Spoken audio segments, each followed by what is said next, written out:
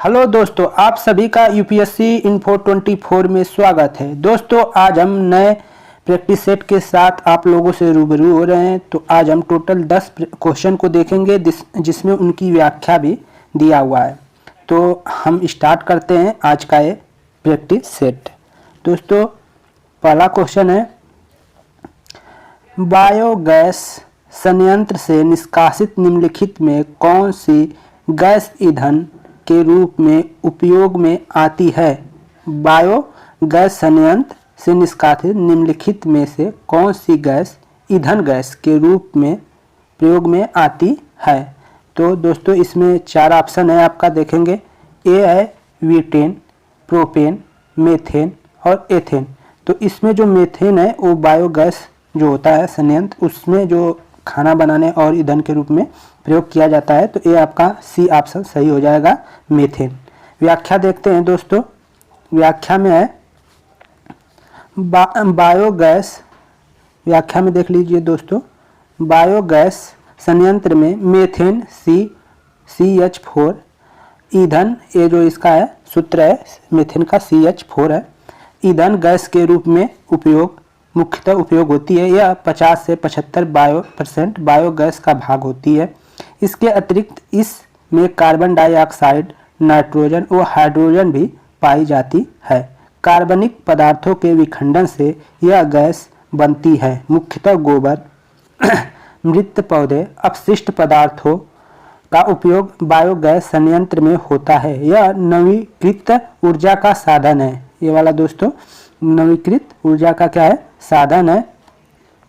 और बहुत कम मात्रा में कार्बन इसके जलने से उत्पन्न होता है। यह घरों में खाना बनाने, विद्युत तथा ताप उत्पादन में प्रयोग होती है। यह वातावरण के लिए नुकसानदेह नहीं है। तो ये हमारा था। अगला क्वेश्चन हम देख लेते हैं दोस्तों।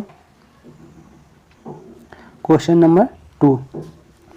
क्वेश्चन नंबर 2 है दोस्तों, निम्नलिखित में से किसका उपयोग रक्त कैंसर के उपचार में किया जाता है। किसके उपचार में किया जाता है, तो रक्त कैंसर जो होता है तो उसके उपचार में किनका प्रयोग किया जाता है ये बताना है। ऑप्शन आपका 4 है।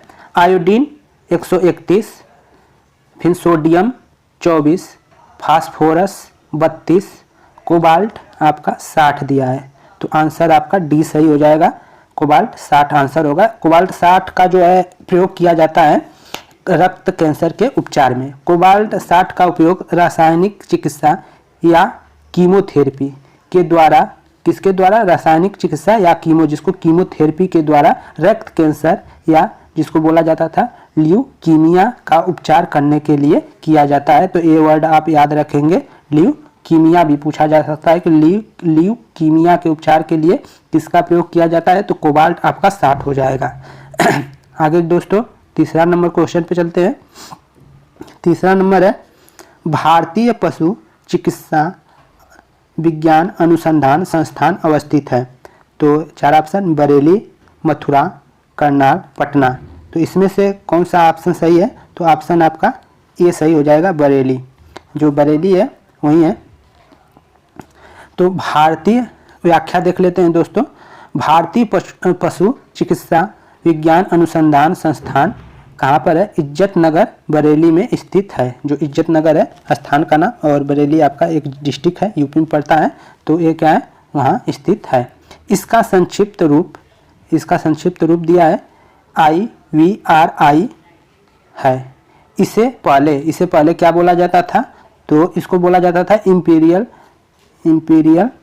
बैक्टीरियोलॉजिकल प्रयोगशाला, इंपीरियल बैक्टीरियोलॉजिकल प्रयोगशाला कहते थे। तो यह वर्तमान समय में ये देख लेंगे ICAR के नियंत्रण में आती है। किसके नियंत्रण में आती है, तो ICAR के नियंत्रण में आती है। ये आपका पशु जो है भारतीय पशु चिकित्सा विज्ञान अनुसंधान संस्थान जो है, ये किसके अंतर्गत आती है, तो ये आपका ICAR के नियंत्रण में आती है। इसके द्वारा ये ध्यान रखेंगे, एथेंक्स का टीका, FMO का टीका, फेफड़े के कृमि का टीका, IVQ का टीका बनाया गया है। अब तक जो बनाया गया है ये 4 है, तो चारों को आप नोट कर लेंगे। अगला क्वेश्चन है, मिर्च की तीक्ष्णता का कारण क्या है, मतलब तीखा जो मिर्च होता है उसका मुख्य रूप से क्या कारण है, क्यों होता है। तो इसका जो कारण है दोस्तों, इसमें 4 ऑप्शन है। ए है आपका लाइकोपीन की उपस्थिति, फिर है इसके बाद कैप्सेइसिन की उपस्थिति, ठीक है, और सी है आपका कैरोटीन की उपस्थिति, और डी है आपका एंथोसायनिन की उपस्थिति। तो आपका इसमें जो बी ऑप्शन है वो सही हो जाएगा, कैप्सेइसिन की उपस्थिति के कारण जो मिर्च होता है, मिर्च का तीखापन होता है या तीक्ष्णता होता है। व्याख्या देख लेते हैं। व्याख्या में क्या है, मिर्च की तीक्ष्णता का कारण कैप्सेइसिन नामक रसायन है। लाइकोपीन, यहाँ देखेंगे दोस्तों कि इसमें जैसे मिर्च है तो मिर्च का कैप्सेइसिन से हो गया, तो लाइकोपीन टमाटर में, लाल गाजर तथा तरबूजे में पाया जाता है। लाइकोपीन है, टमाटर भी लाल होता है, लाल गाजर भी होता है, तरबूजा, तो एक इसमें पाया जाता है, टमाटर में लाइकोपीन पाया जाता है और गाजर में भी और तरबूज में भी पाया जाता है, जो इसके लाल रंग को प्रदान करते हैं, तो ये याद रखेंगे।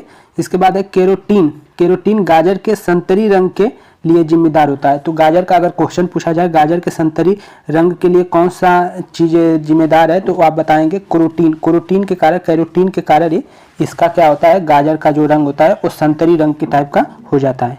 एंथोसायनिन जो है फल में एवं सब्जियों में पाए जाने वाला रंग है। एंथोसायनिन जो है क्या है, फूल में और फल में और सब्जियों में पाए जाने वाला रंग है। यहाँ से जो दोस्तों कई क्वेश्चन पूछे जा सकते हैं, तो इसको आप ध्यान से देख लेंगे 1-2 बार। आगे है आपका 5वां नंबर पे चलते हैं। निम्नलिखित जो 5वां है, निम्नलिखित भोज्य पदार्थों में से किसमें सभी अनिवार्य अमीनो अम्ल उपस्थित हैं। किसमें पूछा है, किसमें है, तो ये बताना है आपका चावल है, दूध है, अंडा है, सोयाबीन है। तो दोस्तों ये देख रहे हैं सी वाला, सी आपका आंसर सही हो जाएगा। अंडा में क्या है, अनिवार्य अमीनो जो अम्ल है, एसिड है, वो है अंडा में। तो ये हम व्याख्या देख लेते हैं। व्याख्या में अंडे के सभी अनिवार्य अमीनो अम्ल पाए जाते हैं। जो अंडे में है सभी क्या है, अनिवार्य अमीनो अम्ल पाए जाते हैं। अनिवार्य अमीनो अम्ल में, ठीक है, अम्ल में कौन है, जो अनिवार्य अमीनो अम्ल में अम्ल जो शरीर में नहीं बनते, जो मतलब हमारे शरीर में, मानव शरीर में नहीं बनते और जिन्हें भोजन के रूप में अनिवार्य रूप से लेना पड़ता है, अनिवार्य रूप से क्या करना पड़ता है, लेना पड़ता है। उनके कौन कौन स्रोत है, तो मांस, मछली, लेग्यूम, सोयाबीन आदि अमीनो अम्ल के स्रोत है। तो आपसे क्वेश्चन भी पूछा जा सकता है कि अमीनो अम्ल के स्रोत कौन कौन से हैं, तो वो याद रखना है कि मांस, मछली, लेग्यूम, सोयाबीन और अंडा भी इसमें शामिल है, ठीक है। और ये हमारे शरीर में नहीं बनता है, बल्कि हमको इसको बाहर से लेना पड़ता है, भोज्य पदार्थों के रूप में, खाने के रूप में इसको लेना पड़ता है। अगला क्वेश्चन नंबर 6 पे चलते हैं। पृथ्वी की परिक्रमा दूरी कोष्ठ में, जो दूरी है यहाँ पे ध्रुवी रहेगी चाहिए, ध्रुवी कोष्ठ में, सॉरी ये आ गया, दूरी कोष्ठ में ध्रुव दूरी सदा चूकी रहती है, नहीं ये गलत है, इसमें रहना चाहिए कि पृथ्वी की परिक्रमा धुरी रहना चाहिए, यहाँ पे धुरी और इसका ये जो रहेगा धुरी इस तरह दोस्तों रहेगा, सॉरी ये गलत हो गया था, ठीक है। सदा झुकी रहती है, सदा झुकी रहती होती है। तो ये झुकाव पूछा है, ये क्वेश्चन बहुत आसान है और बहुत बार परीक्षा में पूछा गया है। इसका जो आंसर होगा डी होगा, दीर्घवृत्तीय दूरी से जो है 23.5। तो इस तरह भी लिखा रहेगा आपको, तो इस तरह भी लिखा रह सकता है, इस तरह, तो ये भी हमको याद रखना है, इस तरह दिया रहता है अधिकांश, तो इस पे हम दीर्घवृत्तीय दूरी से 23.5 अंश पे क्या होता है, झुका रहता है, तो ये हमको याद रखना है। ये पृथ्वी जब परिक्रमा करता है तो वो कितने पे झुकी रहती है, ये हमको बताना है, तो ये होगा। अगला है क्वेश्चन 7 नंबर। कलिंग युद्ध का विवरण हमें ज्ञात होता है। कलिंग का युद्ध आप जानते हैं बहुत प्रसिद्ध है। कलिंग का युद्ध का विवरण हमें कहाँ से मिलता है, तो ये जो है अशोक थे उस समय कलिंग, तो उनके शासनकाल में ये लड़ाई हुई थी। तो इसमें जो हुआ है 13वें शिलालेख द्वारा इसका विवरण हमें ज्ञात होता है। अब हम आते हैं व्याख्या पे, व्याख्या देख लेते हैं। अशोक ने अपने राजाभिषेक, जब उनका राजाभिषेक हुआ था, तो उनका राजाभिषेक कब हुआ था, 269 ईस्वी के वर्ष बाद अर्थात 90 वर्ष 261 ईसा पूर्व। यहाँ देखेंगे ईसा पूर्व है, तो ईसा पूर्व जो होता है घटते क्रम में होता है और ईस्वी जो होता है बढ़ते क्रम में होता है, ये हमको ध्यान रखना है। इसीलिए 90 वर्ष के बाद कह रहा है तो एक घट जाएगा, ना कि हम जोड़ देंगे, तो जोड़ेंगे तो मतलब थोड़ा वो गड़बड़ हो जाएगा। ये ईसा पूर्व है इसलिए घटाना पड़ेगा। तो 261 ईसा पूर्व में कलिंग विजय के समय ये हुआ था। ठीक है, अशोक ने अपने राजाभिषेक के 8 वर्ष बाद अर्थात 90 वर्ष में कलिंग विजय की। इसका उल्लेख 13वें शिलालेख में मिलता है। हाथी गुफा अभिलेख में से पता चलता है कि कलिंग विजय के समय संभवतः वहाँ का राजा, ये याद रखेंगे कलिंग का राजा कौन था उस समय, संभवतः तो नंदराज था। कलिंग तटवर्ती, ये क्वेश्चन बार बार पूछा गया है। कलिंग तटवर्ती उड़ीसा का प्राचीन नाम है। तो कलिंग किसका नाम था प्राचीन काल में इस समय से, तो उड़ीसा, ये आपका आंसर हो जाएगा। आगे चलते हैं दोस्तों। एक है 8 नंबर है, एक ही कब्र से 3 मानव कंकाल मिले हैं। जो एक ही कब्र था उनसे 3 मानव कंकाल मिले हैं, तो इसमें आपका आंसर कौन हो जाएगा, सराय नाहर राय से, दमदमा से, और फिर कोई और टाइपिंग हो गया है तो इसको ध्यान रखेंगे।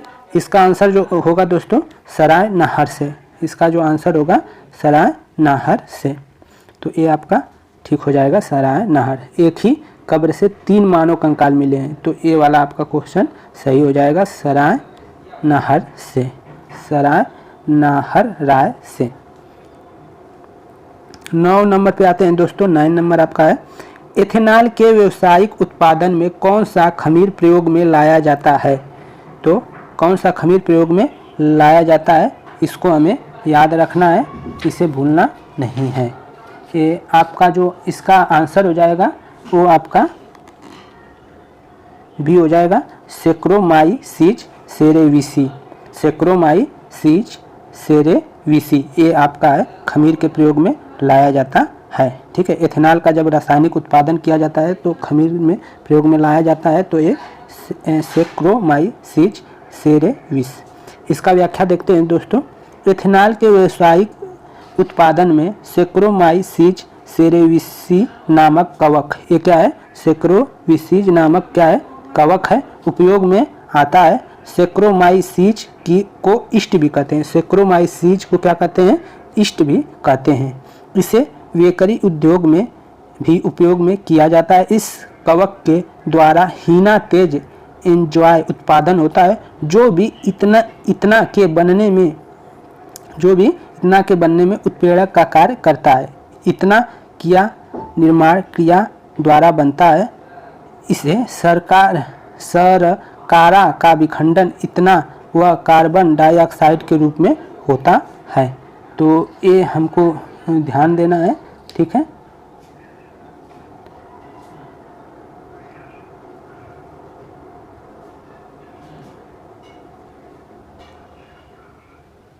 अगला क्वेश्चन है दोस्तों, विंध्य क्षेत्र के किस शिलाश्रय, जो शिलाश्रय था, ठीक है, से सर्वाधिक मानव कंकाल मिले हैं। तो आपका ये आंसर हो जाएगा घघरिया। घघरिया जो है यहाँ से मानव कंकाल ज़्यादा प्राप्त हुए हैं। तो ये हमारा 10 क्वेश्चन था दोस्तों। अब इसमें जो व्याख्या देख लेंगे। व्याख्या है, घघरिया विंध्य क्षेत्र का एक प्रमुख स्थान है जहाँ से प्राप्त शिलाश्रय से सर्वाधिक मानव कंकाल मिले हैं। तो दोस्तों इसमें कुछ त्रुटियां थी भी, टाइपिंग करने में कुछ गलत हो गए थे, तो इसके लिए आप लोगों को सभी लोग से सॉरी। आगे कोशिश करेंगे कि ऐसी त्रुटियां ना हो पाए। तो दोस्तों आज का वीडियो देखने के लिए आप लोगों को तहे दिल से शुक्रिया। आप लोगों को बहुत बहुत धन्यवाद कि आप लोग वीडियो देख रहे हैं। दोस्तों ये आप लोगों का प्यार है। तो दोस्तों धन्यवाद।